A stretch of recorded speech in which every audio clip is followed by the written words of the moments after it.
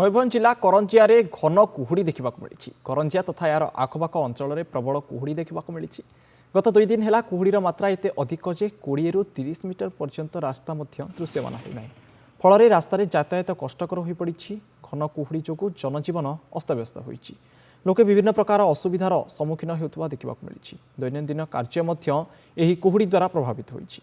आज्ञा 3 दिन है कुहुड़ी प्रबल ठंडा प्रबल आज्ञा बेपार करनी आज्ञा बेपार वाणिज्य करनी कुहुड़ी तो किसी दुसुनी 10टा 11टा आज्ञा कुहुड़ी से लगी रोचे ठंडा प्रबल होती कष्टमस्ट की आसा कथा कौन करिया आज्ञा कुहुड़ी 3 दिन लगे रहा 10 ରୁ 11 भितर कुहुड़ी टिके क्लियर हो आसुची।